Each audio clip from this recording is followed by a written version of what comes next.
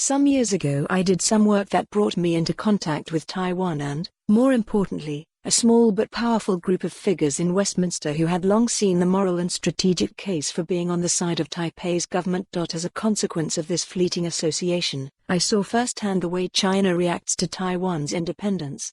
Meeting Taiwanese officials for lunch, we'd noticed the table next to us suddenly occupied by some serious-looking people from, as my hosts would later tell me, China's embassy in London. On one occasion I returned home to my South London flat to find a car outside my house, occupied by people one could reasonably assume to be associated with the same embassy. They drove off as I approached them.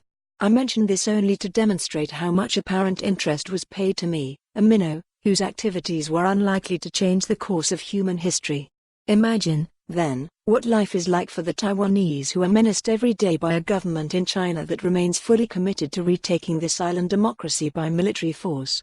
Reunification across the Taiwan Strait is a historical inevitability, said Chinese State Councillor Wang Yi this week, adding that this won't change just because of a local election on Taiwan.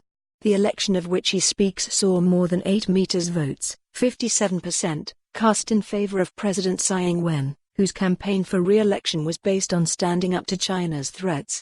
China is alleged to have done its best to interfere in this election, leading one Taiwanese campaigner to say, "If China is so keen on involving itself in elections, why doesn't it have some of its own?"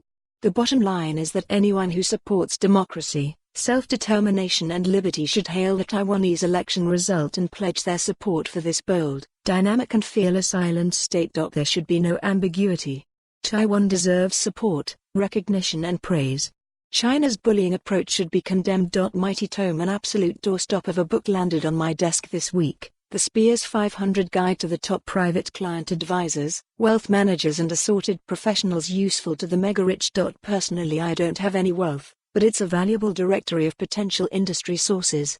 As a bonus gift, I received a copy of the new Mace magazine, produced by the irrepressible William Cash of Spears fame, which launches next week. By the looks of it, the plan is to rival The Spectator, The Economist and the Politico website. It takes guts to launch a magazine these days, but Mace deserves to flourish. The launch edition features an interview with Sting, All the Worst People of My Generation Went into Politics, plus profiles of new MPs, features and a good splattering of gossip. My favorite author, William Boyd, tells the mag it's too early to write the great Brexit novel and calumny. For more on this story, visit the news article link.